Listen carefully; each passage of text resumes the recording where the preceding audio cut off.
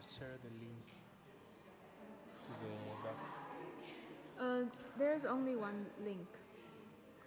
Is in the Slido? That's link. It's in the Slido? Yes. Okay, perfect. So if they click onto the link, they will get everything. This link includes everything. Start with that? So yes, start with this, yeah.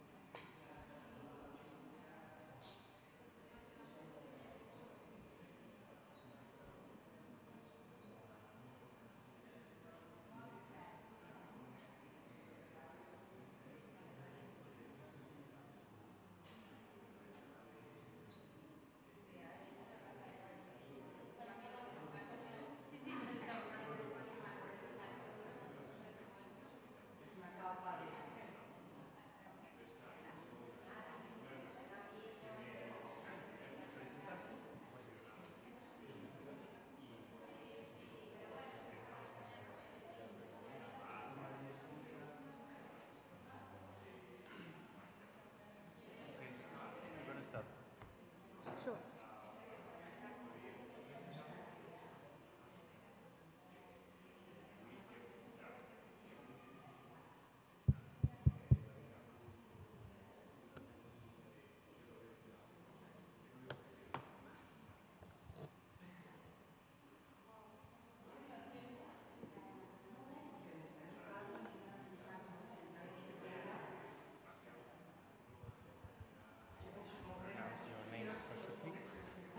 full name? Fang-Jui Chang. Wow, no, the surname. Fang. Fang-Jui Chang? Yeah. Fang-Jui Chang. Yeah, you can just call me Fang. Fang, but yes, for the public. Okay, Fang-Jui. Like X-rays. Fang. Fang-Ray? Yeah, Fang-Jui. Fang-Ray? Fang-Ray. Yeah. That's my name. Fang-Ray. And Chang is surname. Chang? Chang. Yeah. Fang-Ray Chang. Yeah. Yes, that's perfect. Ok, bueno, bienvenidos a todos. Soy Yago, algunos me conocéis. Y bueno, estoy aquí para presentaros un poco la charla de hoy, que es la primera sesión de trabajo de Madrid Escucha, el grupo de innovación para la administración. Queremos buscar casos que nos puedan inspirar en otras partes del mundo para generar modelos de innovación en la institución, en concreto lo que podría ser una especie de laboratorio de innovación en el Ayuntamiento de Madrid. Y bueno, pues en esta primera sesión tenemos un caso de Taiwán. En concreto tenemos a Fang-Jui Chang del PDIS de Taiwán, que es una oficina de innovación asociada a la oficina digital, el ministerio digital que lleva Audrey Tang en Taiwán. Y bueno, pues tenemos mucho que aprender de ellos, han hecho muchas cosas y hay que estar muy atentos. Ella os va a compartir un documento que tiene abierto para que vayamos ahí trabajando, incluso ahora antes de empezar el taller. Os recuerdo que luego vamos a tener el taller a partir de las 6:15 así. Nos vamos a bajar al MiniLab a trabajar ahí. Y bueno, la idea es ir tomando notas, ir viendo qué nos interesa más, qué nos llama la atención, dónde creemos que hay algo interesante a profundizar, porque el objetivo del taller es profundizar más aún en lo que nos interese de todo lo que nos va a contar ahora, ¿vale? Entonces, bueno, os dejo directamente con ella y, bueno, directamente recién llegada a Europa desde Taiwán. Aquí tenéis a Fang. Un aplauso, por favor.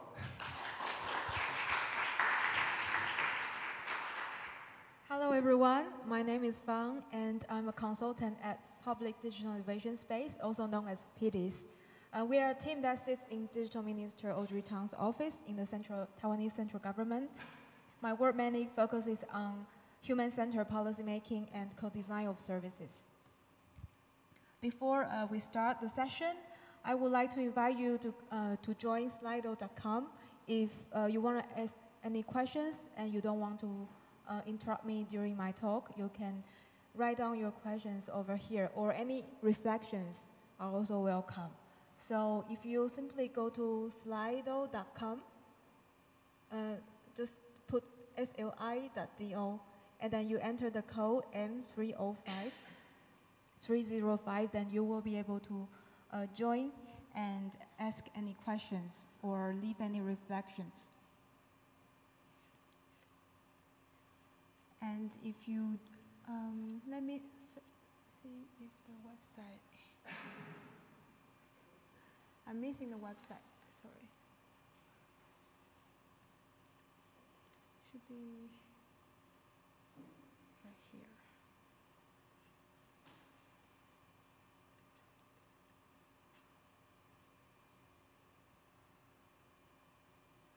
If you enter the code, you will be able to see a link that I post on Slido. Can anyone see the link on the Slido?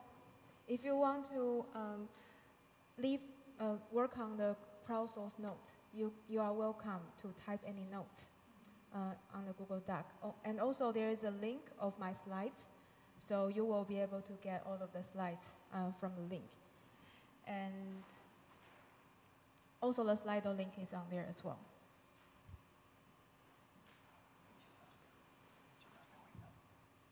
Yeah, I lost the window. I don't know why. Try to drag it to the left or to the right. Sure, I'll try again.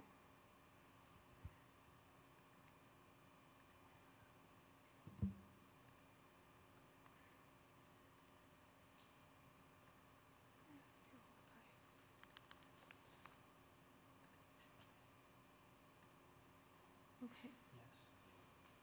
It's here. So this is the link of materials for today. If you click this link,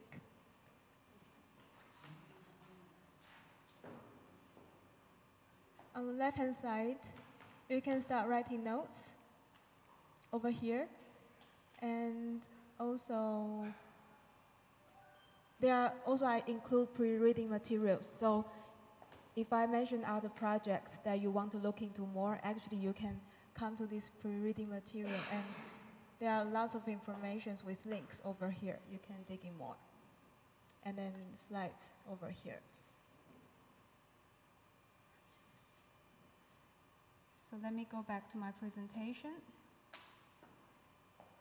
I'll start with a little bit of Taiwan context in the public service. So in the Taiwanese central government, we have 5 different branches, and the digital minister's office sits in the executive yuan. So we have 9 ministers at this moment who sits in executive yuan, which is the executive branch of the central government.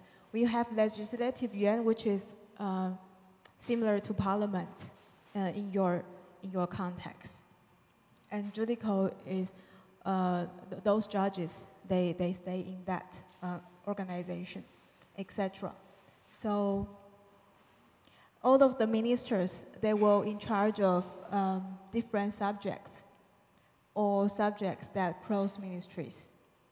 And within the executive yuan, you can see that there are 32 ministers they are subordinate government bodies to executive yuan. So for example, Ministry of Economic and Ministry of Foreign Affairs, they are all sits in executive yuan.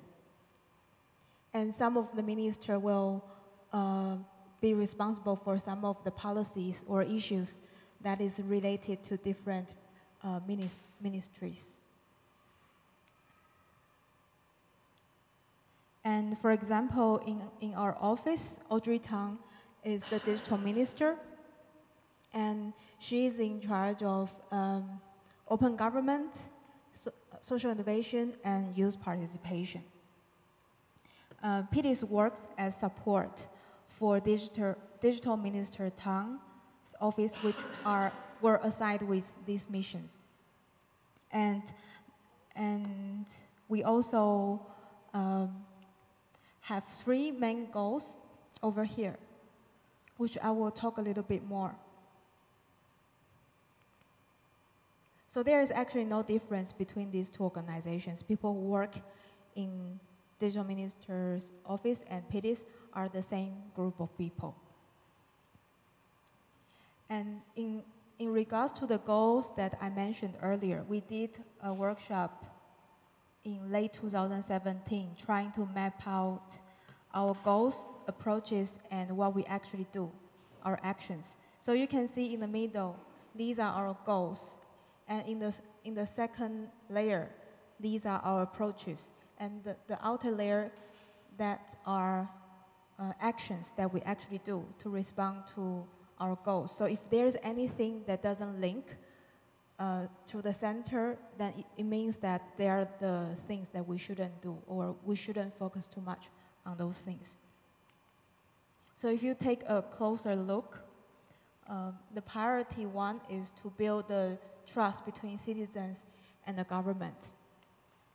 And for the second, we want to cultivate the civil society to actually let people to have the power and have a say. And they are able to participate public affairs. And the third one is to streamline civil servants' workflow. So I would like to share with you the PDIS culture and values that correspond to the model, which is one of the projects that I will talk about, PO network and multi-stakeholder collaboration meetings. This picture represents the working culture embedded in our team and something we'd like to develop within the civil service and onto the wider public. The notion of how small impact, like the little drips, can eventually transform into significant change.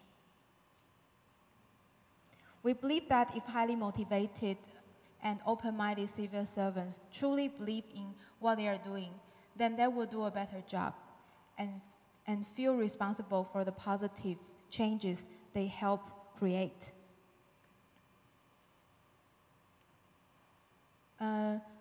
So these are PDIS members. We have around 22 people working at PDIS. The people who work at PDIS and digital officers, as I mentioned, they are the same group of people. So there is no difference between PDIS initiative and Audrey Tang office innovations. And we don't have our own budget, but there are members that seconded from different ministries, and they carry budget with them. And that's how we get some of the budget. So I'm going to talk a bit about the projects that we are working on or we have worked on. The first one is open government. Open government is a very big idea. So how can we actually make it happen in our own context, in our country? These are the 4 pillars of open government, and the way that we implement that in our own country is to form a group of people who are participation officers, and they are the people to facilitate the goals of open government and also try to fit into the PDIS goal as well to reinforce the trust between the government and the citizens. Also, our approach is collaborative meetings. So we have people and we have approach, and then we have method, which is human-centered design. Try to listen to different kinds of people's needs and respect diversity and be empathetic about different situations. So what is PO network and why do we need it? We hope to change the culture within the government to cut across the silos. The history of the PO network is there are groups from different ministries of the civil service. They were trained to tackle issues and policies that were raised by citizens and civil servants on the Taiwanese e-petition website called Join. However, there was a clear need to have a fixed group of civil servants trained to better facilitate communication and collaboration within and across the 32 ministries. Because most important challenges we have right now are the ones that don't have a single owner. Civil servants tend to answer questions rather than solve problems when facing issues that need to be solved across ministries. And you never change things by fighting the existing reality. To change something, it's better to build a new model that makes the existing model obsolete. So the new model is a multi-stakeholder governance system, which is the PO network that I'm talking about. And we would like to create a service for service. So this is the new model that we're suggesting, a whole new way of working together with different stakeholders. So I'm talking about PO network, and who are those POs? Since October 1st, 2016, when Audrey Tang became the digital minister, she helped form PDIS and called for passionate civil servants who are familiar with planning, communication, digital tools to be part of the fixed groups. We later called this group the Participation Officers Network. They came from the 32 ministries that I mentioned before. So they sit in the middle between the government and Taiwanese citizens. They have to record, paraphrase, and facilitate the collaborative meetings, which we usually talk about policy improvement, public service improvement, or legislation change, and so on. So the role of the PO are as follows. They have to be a mediator, translator, and a deliverer. Let me give you an example of the project that we worked on. So one of the projects, so we have various issues that we worked on. There are around 42 issues that have been worked on since the beginning of 2017. And those issues are varied. We don't just focus on legislation or policy or service because they are all different forms of solutions. And we cannot say, oh, with this problem, we need to change legislation. Usually people jump too fast to the final solution. So we usually take our time to really identify what are the real problems. Then we decide what kind of approach is more suitable for different situations. So we don't limit our form of intervention and solution. So this is one example of online income tax system redesign. Every month, those POs, they gather together and they bring topics they feel needed to be discussed to the table. And then they vote for those issues. And sometimes those issues are self-initiated from the government, from those POs. Some of the topics were selected through the joint platform, which is the e-petition website, where the citizens, all of the citizens, are able to write any kinds of suggestions or ideas that the government to take into account. Sometimes they will select issues from there as well. And this one were in the discussion session at the joint platform. So one of the PO from the Ministry of Finance decided to select this topic, bring it to the table, and it was voted for those POs and in the government to be able to discuss. So there is a comic book where you can see at the end where our Shu Yang, one of our colleagues, wrote, she did the illustration of the whole project. So you can take into a more detail about how it actually being proceed and how does the process look like. And for this project, we try to involve as many people as possible because we would like to embrace diversity and we want to include as many people as possible. So these are all of the stakeholders that we will try to engage throughout the whole process from research to prototype and to launch. You can take a closer look at the workshop, and they finally deliver a new design proposal at the end. So people are actually able to draw stuff because in the beginning they are starting to talk about their difficulties. And then the next step will be then how can we solve those issues that you are facing? So people feel excited about they can actually make a change to the service that they will be using. And then we finalize those suggestions. And then at the end of, in 2018, the new online income tax system was successfully launched. And that was before and after. And it's not just about the look and redesign a digital service. It's also about change the culture. How does it change the culture? So, for example, the civil servants that we work with, not just the POs, but also those civil servants who actually crack on those issues day to day, they are able to work more openly and be more creative and accept other people's opinions, not just work in their cabinet and in their silos. And that was one of the biggest changes that I can see. They are willing to communicate with different stakeholders, including experts and citizens, etc. And also, it can lead to the new RFP, request for proposal, being formed because they are more aware of what they actually need and what the problems are. So they can write an RFP that is more tailored to future citizens' need. And also the second change is the process is more clear.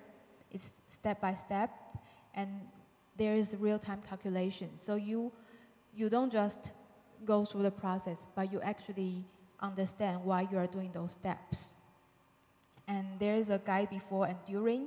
So before, people don't know what do they have to prepare. But because there is this page that tells them what do you have to prepare, so before they actually enter the system, they know what they have to do, instead of getting lost when they already log into the system. And the last thing is to make the language more simple, because there are a lot of jargons around text, and even it's all in the same language, but people don't get it straight away.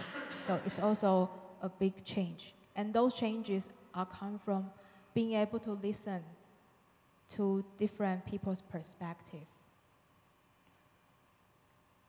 So the more people participate in shaping the infrastructure, the more they would like to engage. And I usually like to show this table to civil servants and some related stakeholders to show them that they have to include users and citizens in the very beginning of the policymaking or service improvement process. Because if they do it too late, they cannot change too much. For example, if there is a regulation that's going to be passed through in the parliament, and if there are lots of people are protesting about the law or regulation, then it can only be stopped.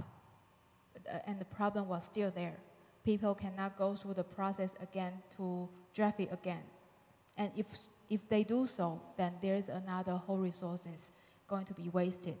So if we think about people's need in the very beginning and work on the service, policy, regulation, maintenance at the end, it will be much more easier for people to be happy about the consequences and the outcomes. So to sum up with this project, PO Network and multi-stakeholder collaboration workshop, it creates alternatives for civic participation and opportunities to collaborate across the government. People have another option to have a say, apart from voting, protesting on the street, creating negative discussions on the internet. There's other ways for people to actually have a say, and this is one of the mechanism that we are trying to do. It is not the only solution to citizen participation or open government, but this is something that we tried in our culture and in our country. And the second mission for the office is social innovation. And as Audrey Tang says, social innovation is to change the relationship between social groups through scientific innovations and technological applications in order to devise new solutions to social issues. And this one is how the social innovation lab look like in Taipei. So during the preparation stage of the social innovation lab in Taiwan, there are 5 co-creation workshops being organized. And social entrepreneurs were invited to communicate their concept and expectations for the lab. And there are blended consensus being achieved and created a space fulfilling all purpose. For example, the lab stayed open until 11 p.m. and also did a cafe and kitchen. There's also resident chef was working in the cafe and the kitchen. And Audrey also provides office hour at the lab every Wednesday from 10 a.m. to 10 p.m. For anyone who is interested in social innovation and want to have a conversation. Of course, full transcripts are published online. And we always keep in mind that Taipei cannot represent the whole country. So in addition to hosting the office hour at Taipei Social Innovation Lab every Wednesday, Audrey also take a trip every 2 weeks to Taichung, Jiayi, Kaohsiung, and Hualien, where are different parts of Taiwan. And also visiting the 4 United Service Centers under Executive Yuan, and located there to have discussion with local social entrepreneurs, with full transcripts published online as well. So all of these are responding to some of the mindset we really embrace, which is to really listen to different kinds of people, being able to see things in a more holistic way and be empathetic. So it can actually affect our decision making, and to achieve a more positive and collective, healthy decisions. And there are also other experiments. I'm going to talk about 3 experiments that we are working on. So the first one is Holopolis. I think some of my colleagues has worked on this last year in Madrid over here. So you will be able to see the demo. I'm just replaying the demo whilst I'm talking. So this project is about rethinking how governments and citizens interact. Digital is a key enabler to facilitate large-scale participation. We also envision a society that collaborates with machines instead of monitoring machines. Taiwan has been experimenting with bringing citizens and government together in a civic deliberation process for crafting digital legislation. And we have a project called V-Taiwan. It adopts open source software and online, offline mechanism, and bring people directly into governance and help lawmakers implement decisions with a greater degree of legitimacy. We believe that we could bring the potential to co-create with our society and its collective wisdom. It will provide opportunity to design based on evidence, measure progress based on raw data, and provide an environment for all to not only have a say, but also have a make on the future democracy and social society we envision. So you can see this graphic. There's a cylinder in the middle, and when the projection goes this way, you can see square, and with the projection goes that way, you can see the circle. And none of them are wrong. But imagine we are living in a very complicated world where there are so many spotlights going on, and we can sometimes only see a very limited angle. So I'm not saying that VR is the only suggestion to that or technology, but sometimes with those experiments that we are working on, technology can help a little bit to respond to this kind of situation that we are facing. So technology is the answer, but what are the questions? This is something that we always ask ourselves. And those questions that we're facing are these issues that I'm talking about here. And the real issue is how can we really build empathy through VR? So we should ask what are our common values despite the different positions. So among those different reflections over here, what are our common grounds? And then we can ask, given the common values, can we find solutions for everyone? We want to know where you are coming from so that we could empathize. We believe that every individual, organization, or group could thrive more successfully if it tapped into a bigger mind, drawing on the brain power of other people and machines. So I always give myself a challenge, like, can I really see not the whole picture, but try to see the whole picture of different issues. And also the second point of applying VR to this project is VR provides us an opportunity to deliberation with a sense of wonder. So this is respond to the overview effect. And the overview effect is a cognitive shift in awareness reported by some astronauts during the space flight, and often while viewing the Earth from outer space. So they get this kind of effect. And the overview effect is not limited to issues at a global scale. There is a wealth of literature suggesting that if we enter deliberations with a sense of wonder through an overview of the globe, of the city, or of the neighborhood, we become more pro-social and less selfish, and much more capable to consider alternative positions and listen to each other. So sometimes, even before I know overview effect, when I'm struggling with something, I always imagine myself floating in the space, in the outer space, and suddenly I feel myself is so small, and it really changed my way to view certain things that I'm struggling.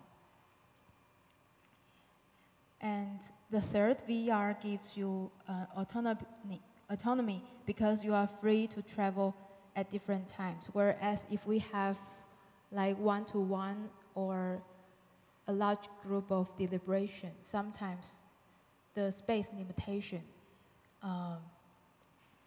really affects the outcome of the deliberation. And VR can actually change the environment with time and space.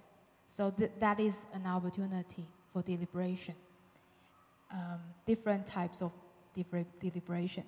Also, the last, VR can build assurance like safe space that make children and adults talk on the same level and hug each other without fear. So in VR, there are lots of things you can play with, like sound or visual elements. And these are something that we cannot do in our real life. And these are all opportunities for us to play with different kinds of deliberation.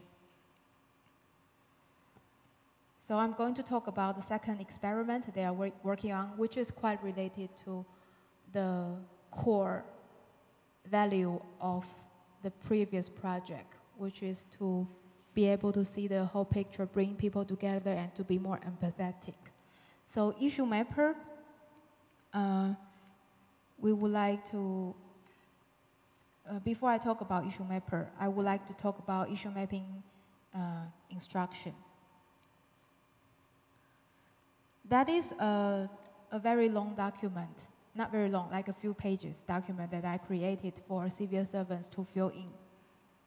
At the very early stage of discovering the different elements of different social issues. And we usually transform the information from the table in the document into a mind mapping-like visualization, which gives us more flexibility in editing the information with the wider stakeholders. And this is an example of when we work collaboratively with the government. And this one is with people outside the government. And this also reflects back to the pillars of open government, mainly transparency and accountability. From the mind mapping here, you can see that we usually map like categories of problems on the top, followed by detailed like problem statements. And underneath problem statements, we link it with solutions, possible solutions, and also some of the things that the government already working on. So it avoids people like talking about different things at different space, because sometimes people talk about these problems in this topic, sometimes people talk about this problem in this topic. But sometimes, because people, as I said, people all see issues from different perspective and aspect. So they only see a little part of the topic. But what if we can lay them all out and people can know where we are and we talk about it one by one? Then it actually gives people more opportunity to really deliberate, think about what their own experience and other experience, and make better decisions collaboratively. So we usually use this type of working method during our not just public consultations, but also internal meetings within the government. And how did the issue mapping instruction tool begin? I made lots of phone calls during the discovery stage when I first started working with civil servants across the ministries in Taiwan on complex social issues. It's very time-consuming. And so I turned my thinking and method into a document that speaks for me, which is that document and table. And it also provides the opportunity to let people fork their thinking and method into better ones, as well as share them with a wider audiences. It is being iterated every month over 1.5 years so far, and we are still working on it. We started iterating with people not just from the government, but also the civic tech society and governments across the world from last year onward. The ultimate goal is to come up with a better tool for the discovery stage so that it can be used and iterated upon by everyone. So why do we need this? Because everyone should have the responsibility to participate in public affairs. We shouldn't expect heroes or blame certain people if mistakes are made. We should criticize ourselves, or maybe not criticize, reflect ourselves, and see what actions need to be made. Context is important, and we need to collective intelligence to complete the context. Information is not consolidated from different departments within the government. That is one of the issues that we're facing. And that's also one of the reasons why we need issue mapping. The second reason is decision-making process and its evidence are not clear. So sometimes people say, oh, I want to go through this route, but why are you suggesting this? We don't know where are those people coming from. So this will help us to know where are these people coming from, what are their logic behind what they say, and that can really help the conversation. Also, the last one is the public may not know the information regarding decision-making, so they cannot express their view better. So these are all the reasons why we need issue mapping. And also this graph again, because we need to collaboratively show where we are coming from and be empathetic about other perspectives. So from the document to a digital platform, because within the document that we are working on, we can only send those documents to civil servants who work on these projects. And for those people who are like experts or from other organizations or citizens, we feel that it's too much work for them to fill out the form, and sometimes maybe those information cannot be connected to those information that was provided by the civil servants. So it's kind of limited the input from wider stakeholders. So we decided to take this idea further because we have been prototyping this, and it works really well to help people to balance the information and be able to have a better discussion based on a more informed discussion. So we take this further and make it into a website that is a digital tool that can help us to be able to contribute to different issues.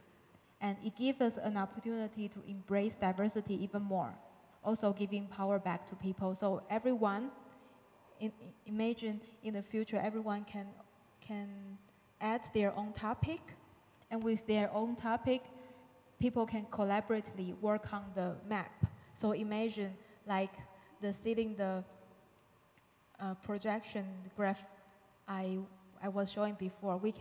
We will be able to see all of the reflection from the projector, and we can see everything in a better picture.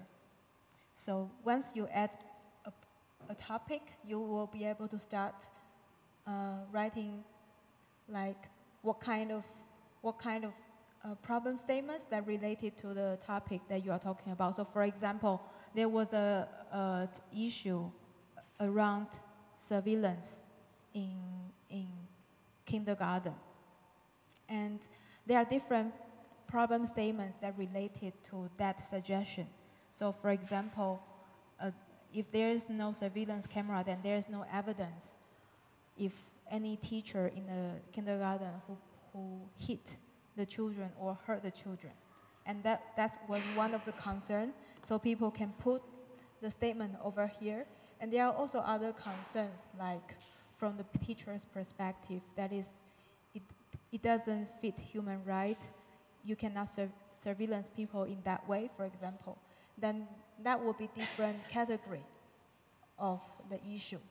And then we can then turn to solutions. So this is not a brainstorming map, but it's a way that people can put down things they know in a more organized way, so people can have better knowledge to discuss on certain issues. And this is what we are experimenting to try to help people, facilitate people to have a better, effective conversation. And also, this is one of the mindset that we embrace because we want to see a more collaborative future where everyone have equal power to actually work on something that we would like to see in the future.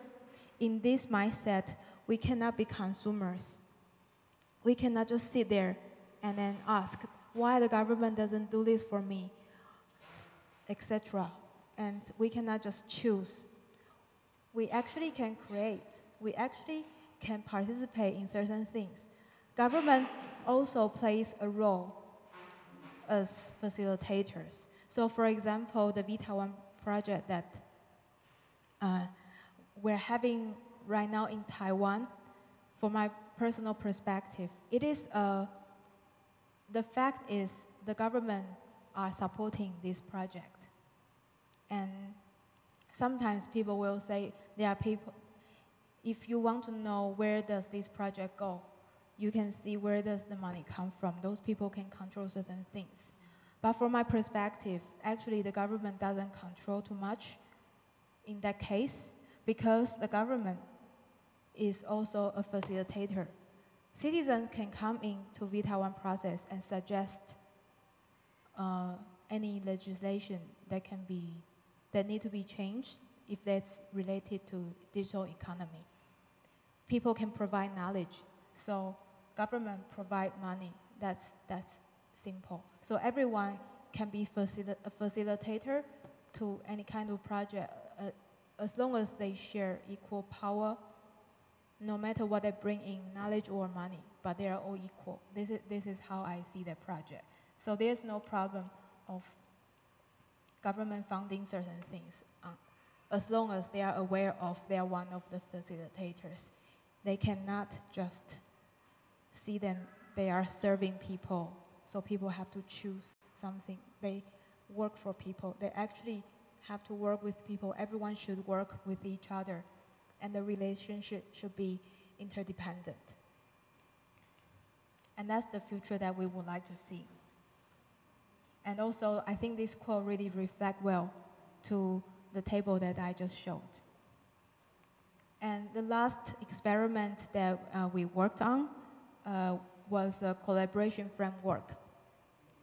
It is not too much digital related, but it is a tool that we try to create to better communicate with other labs like us.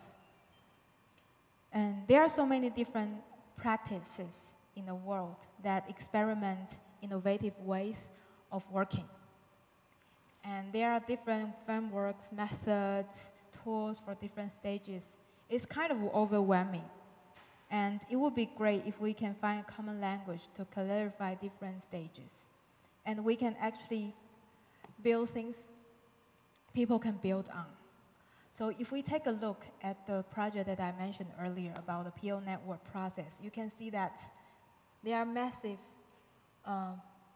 steps, and there are different people working on different steps. There are different tools for different steps, etc.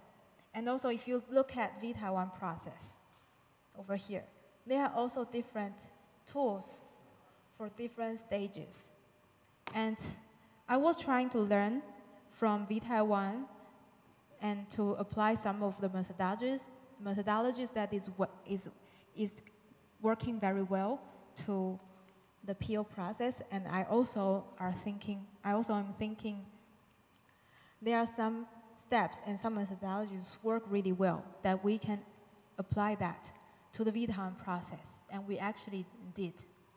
But without having a common language about different stages and really good understanding about the context and methodologies, it will be really difficult for us to learn from different labs, especially like the venue over here.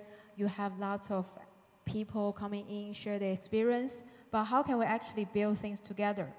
I think, so there was one time that came into my mind that I think maybe we need a collaboration framework.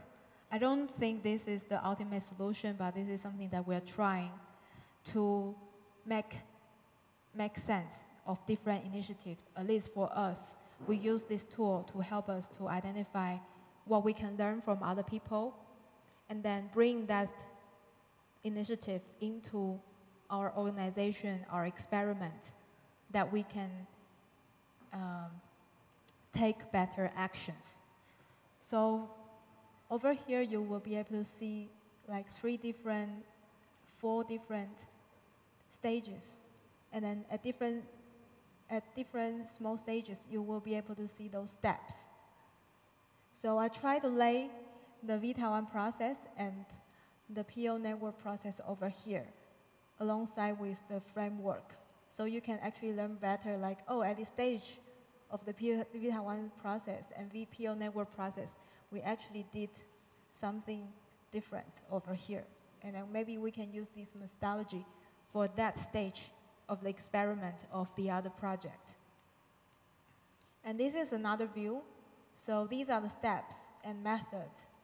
And then in this view, you will be able to see tools that has met underneath the methods. So with this, we can build on things easily. So that was the last experiment. And to sum up those experiments, I don't think this is the best experiment, but we're on the way to, and we are taking actions to try to see the world that we want to see in the future. So we don't need to cater to the lowest standard of expectations from the civil society. We can use actions to demonstrate better options. And there are a few things that I want to show over here, which is there are some other info over here that you can have a look. And there is a link over here. So I try to consolidate all different kinds of informations. First thing is our method. So there is a list of different methods that we are using over here, and also some of our training materials and some toolkits around the world and materials worth reading over here. So there are kind of lots of resources. You can take a look further. And I think the last question is, how might we measure impact meaningfully? Wherever conference I go, this is the question that people frequently ask. So I just put it here as the end of my slide. And we don't have the best, I don't think we have the best answer, but what we are trying to do is we see impact, not the final thing. Like there are some impact measurement that demonstrate the final impact of certain things. But it doesn't really fit our need because what we want to see the impact is throughout the whole process. Like what did we do? Did we do right? Or are we happy about our situation? What we did in different stages, not just the final outcome. Because maybe one thing that was wrong over here, it leads to the failure at the end. But it's actually not the total failure. If we actually learn from the past, we know we did it wrong over here, then we can actually learn from ourselves better. Instead of using impact measurement as a kind of final score for our satisfaction, we can turn that into a self-learning process. And we can use that to show our impact as well. So this is our main ideology for impact measurement. So we've come up with a table that illustrate different stages over here, from the very beginning research stage to deployment and evaluation. And then here you can see different elements that has been done during the stages. So for example, at research preparation, we did user research plan. Then we can see, we can attach the document over here and then see if we actually respond to transparency, participation, accountability, and inclusion, those four goals from those four pillars from the open government. And then each column, each cell actually has its own evaluation metrics. So we have to identify all these one by one because each one will be different.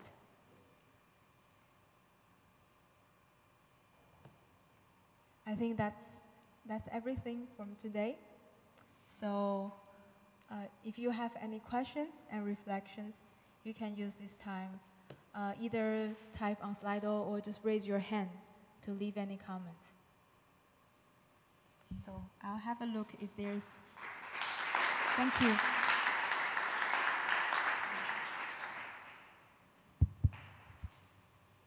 Bueno, voy a recordar. I will remember that we have the workshop after this, so we can dedicate for some time for questions, like for example 10 minutes here, and then we will go to the workshop and we can go deeper into any of the issues. So we will. Can we open the Slido? Yes. There in the screen. Yeah. So maybe at the same time we open it. We can see if there is any open question with some hand. No sé si hay alguna pregunta, si alguien más quiere comentar algo que no esté en Slido o que no haya comentado en Slido, pues también puede hacerlo ahora.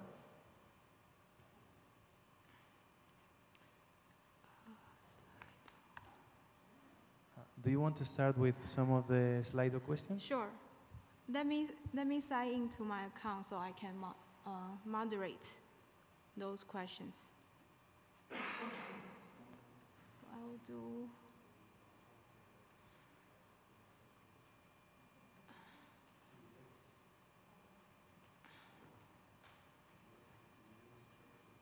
Full screen.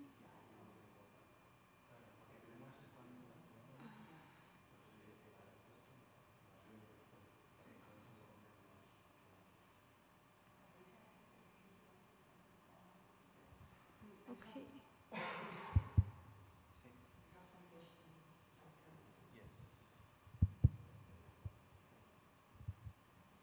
Hello. Hello. Yes. Before this very difficult question you have from my very clever colleagues, I need to understand better what you explained. Fang? Yeah, sure. Yes.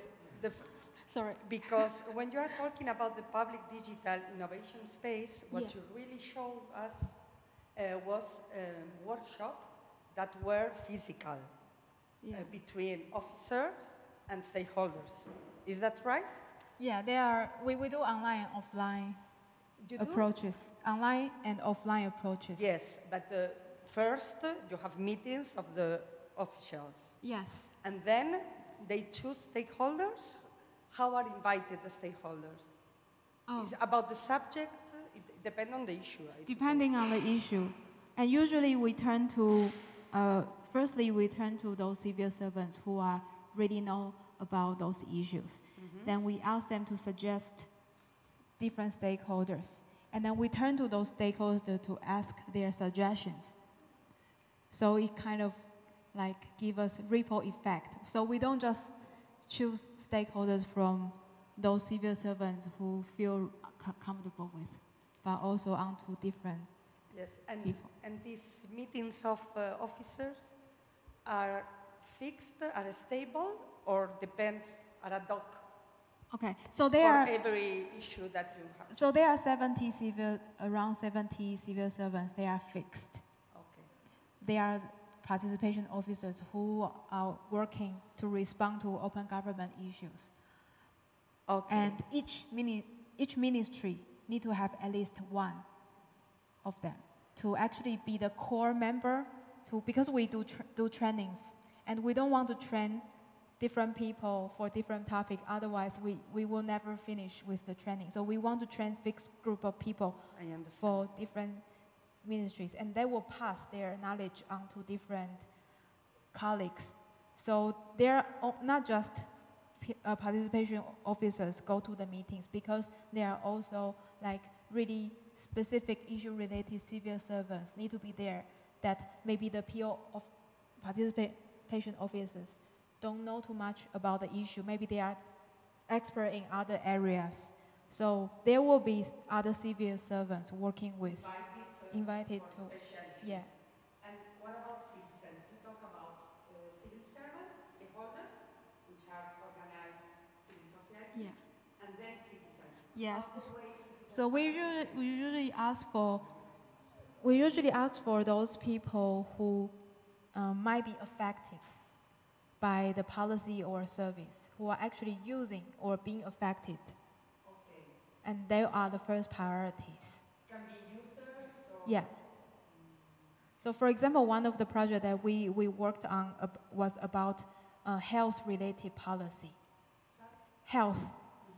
And then there are different kinds of users that can be related. Like if you talk about health, it can be anyone. Everyone can be the users.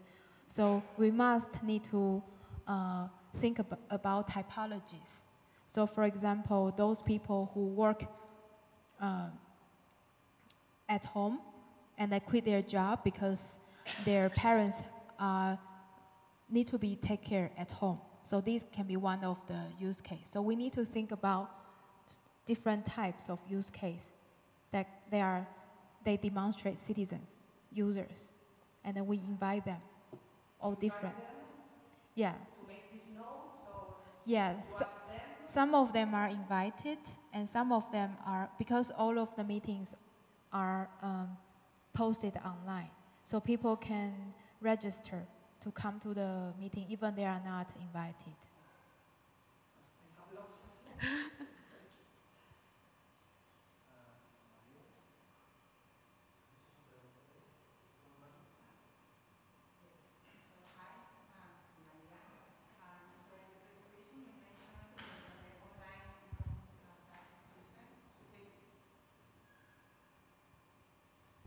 Vale, como hay gente siguiendo la sesión en streaming y además está grabando, vamos a intentar siempre oírnos para saber que los demás nos están oyendo también fuera de aquí, ¿vale?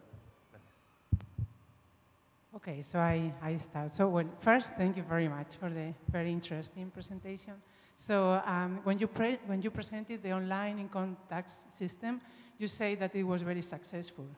So I was wondering if you could maybe elaborate a bit more how you measured success in this case. Okay. So the way we measure the success is not like a very very structured way of doing that. The main thing is because the people who were complaining about the system they were online users, and they complain at Facebook, like through Facebook pages and with their personal account, and also the e-petition website. So the way we measure is we go back to those Facebook accounts and then see if there are positive feedback or negative feedback. But the majority feedbacks are positive. So that's how we measure that. Those platforms are the platforms that people express their experience. So we go back to those platforms and measure our success based on the data from those platforms.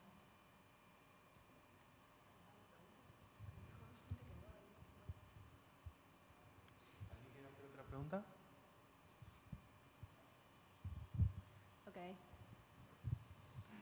Okay, I have a lot of questions. Maybe then I ask you a lot more. But how do you understand culture? You start the presentation. I'm the second one. You start the presentation talking about change the mindset, change the culture, create trust between citizens and officers.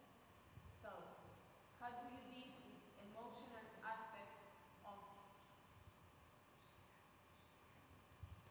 How do you deal with emotional aspects of a relationship between officers and citizens and stereotypes? You know, in this case. Okay, there's one of the ways that we deal with emotion, which is, have you ever heard of focus conversation? It's, and the nickname is ORID. That is, I think it's from Canada, and it was a method for in-person conversation, but the methodology is widely used for online conversation as well. So the main idea of that method is when people talk, they usually talk about like lots of things in one block of sentence. It can be, they can be fact. There can be like their own interpretation. And there can be emotions. So the way we do is try to be able to break those elements down. So if there are emotions, then we ask their reasons. So the fact that caused the emotion. So for example, if you say you are angry, then I will ask you, what makes you angry? And you will tell me your own experience. That can be a fact, or it can be just an objective. And in that way, that's how we deal with emotion. Because if everyone just talk about emotions, we cannot really sort things out. That is one of the ways that we deal with emotions, to try to understand the fact, the experience behind the emotion. And the second way is to really be able to listen to the people, to show that we care. And I think that's very important, to be able to stand by people's side and listen and really understand that. That's also the second way of dealing with emotional situation. I think sometimes emotion can be seen as a very negative thing to have. But I think being a human, this is very normal, and we just need to take it in a proper way, that people feel they are respected.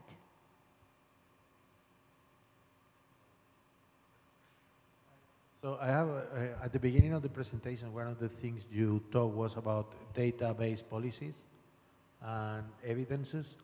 I was wondering, how do you deal or how do you integrate into this conversation when positions that are against existing evidence? For example, I know that right now there is a lot of discussion about vaccines, anti-vaccination movement, like we don't back to vaccinate our children, and the scientific evidence in a way seems to be clear, but how would you deal with this kind of platform or ideas when there is group or a minority group that has a opinion that is outside evidence-based approach. So let me see if I understand your question correctly. You were asking that in regards to the evidence-based policy making, there are a group of people outside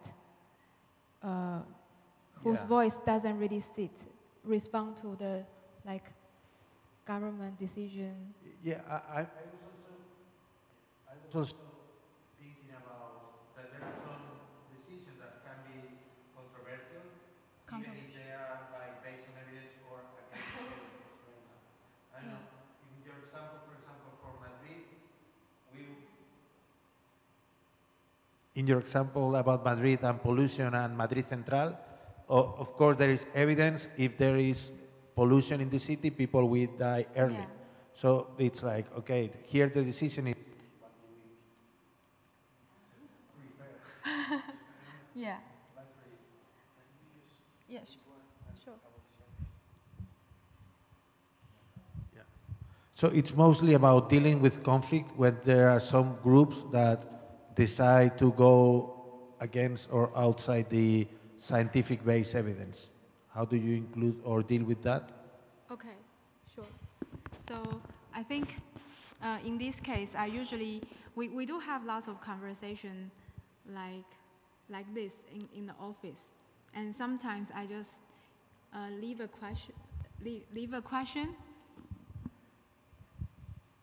question for people to think about. I don't know if this will respond to your question, but my question is, we have to think about what does it mean to be human?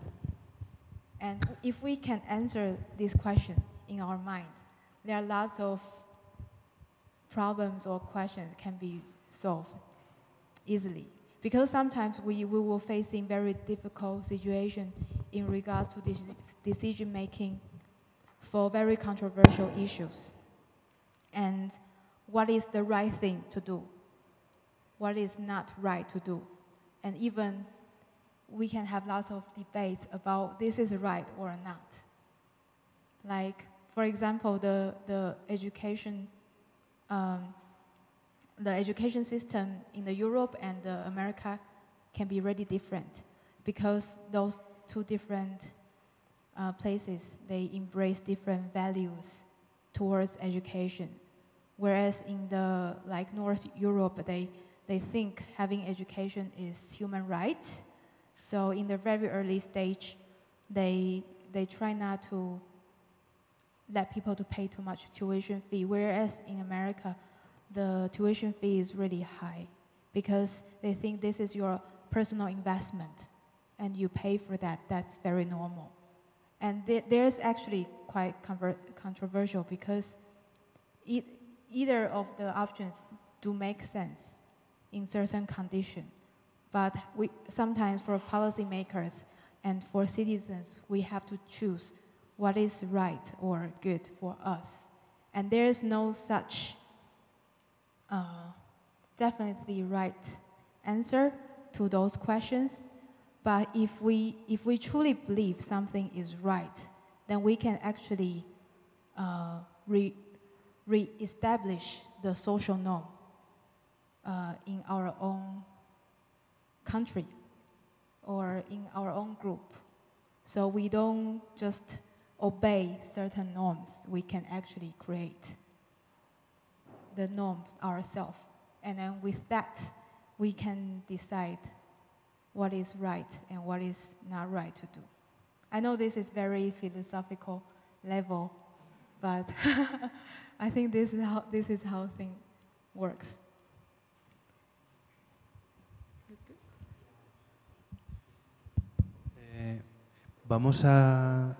Como podemos seguir abajo y somos pocos y cabemos, vamos a intentar movernos al taller y tratar de canalizar un poco. Hemos dejado algunas preguntas así, digamos, aleatorias y ahora vamos a intentar canalizar un poco el pensamiento conjuntamente para intentar afinar y poder trabajar más en grupo. Entonces, vamos a ir al MiniLab B, que ahora vamos todos juntos si queréis y ahí continuamos trabajando, ¿vale? Es un grupo abierto, hay gente que ya está implicada intensamente, pero si hay alguna persona que se quiere sumar, es libre de hacerlo. Estaremos aproximadamente hasta las 8. Así que, nada, si os parece, vamos bajando. So we'll now move on to workshop. Yes. Okay.